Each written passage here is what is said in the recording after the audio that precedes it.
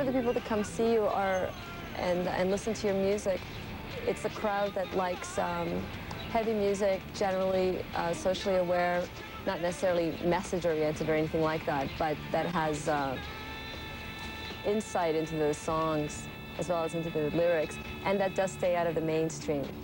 That seems to be really important, that, you know, maybe you make it on college radio or stuff like that, but that you don't have like a top 40 hit on, you know, an AOR station or anything like that. Is that how you see yourselves as well? I don't know if it's actually a conscious effort. I just think that there's just a place where we come from and what we understand as being art and something that has substance to us that doesn't fit into that scheme. So I don't think that that'll ever be a problem for us, or it's not even a consideration, you know, trying to stay away from it. It just won't happen because it's just not what we're at. It's not what we are. I mean, it could, but if it did, it would be more by accident. And we play the music that we feel like playing, you know, and that's pretty much where we stand. That's why we do it.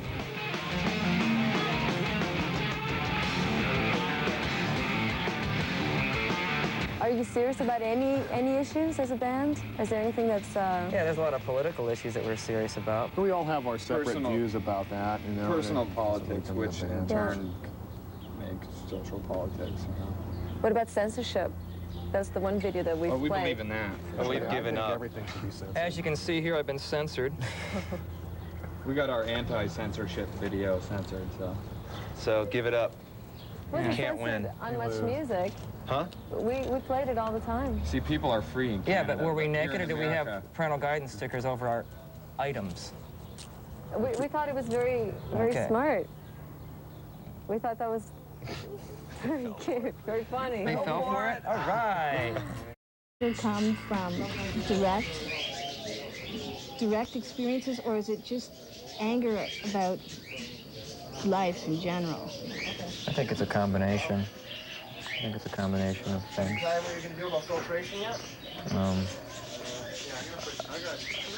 Sometimes I think in people's growing experiences, they tend to catch light of something that maybe the people around them didn't get to understand.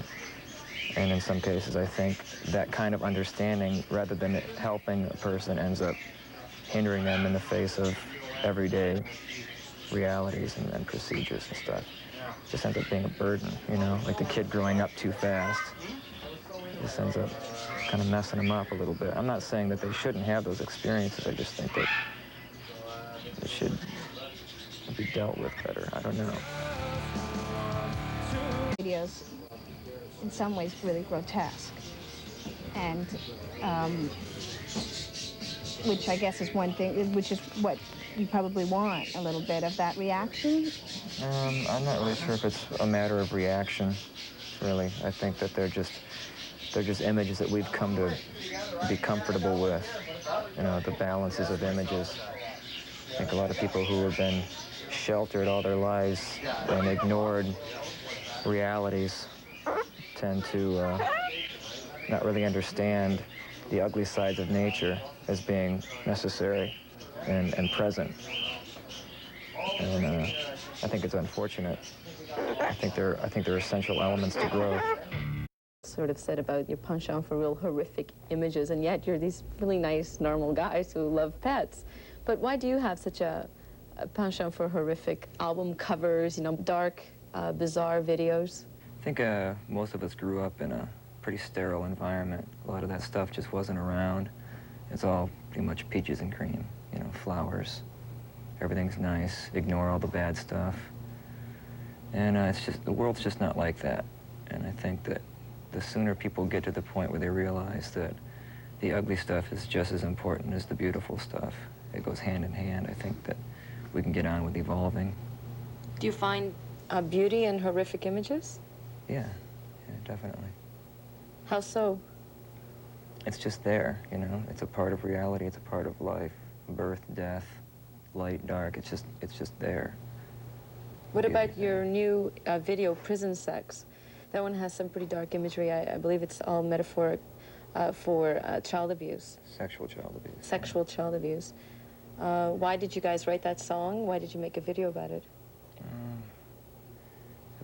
Well, generally we write you know, the music comes first, and then the ideas come afterwards. And the reason ideas come afterwards is because the music ends up kind of tapping into something way down deep inside that hasn't been addressed yet or needs to be addressed.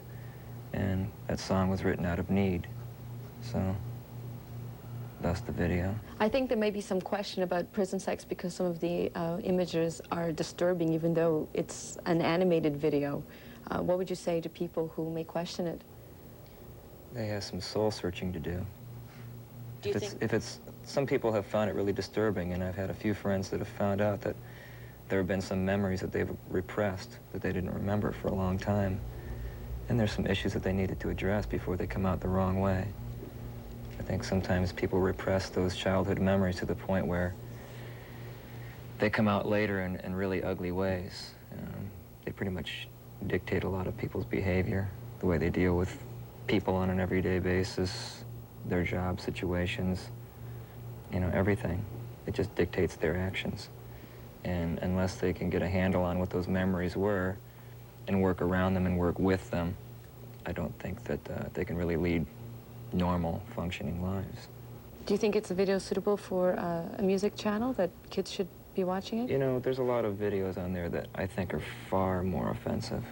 Like what do you find offensive, for example?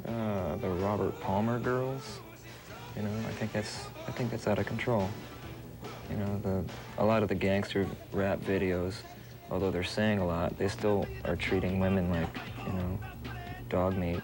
And I think that's way more disturbing than our video. In your videos? The same kind of thing as the words. It ends up, people start latching on to the personalities involved rather than listening to the music and the artwork that's being presented, you know? I mean, like the Mona Lisa, you look at the Mona Lisa and you absorb the Mona Lisa.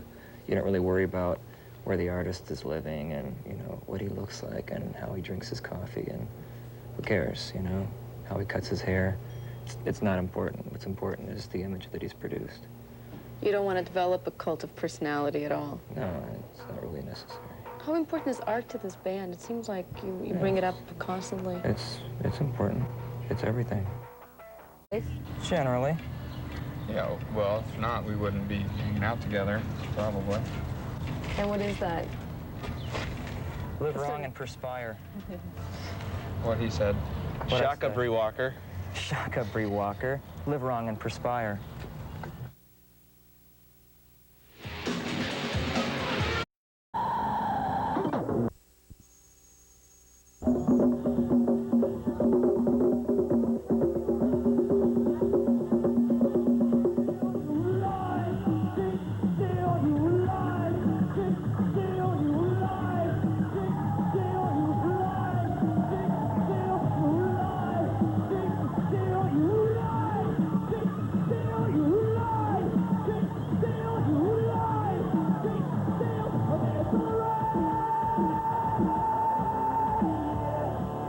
How's it been playing side stage for you? You put a lot of focus on side stage right now because there's a buzz on Tool. So has it been something you have to take in stride?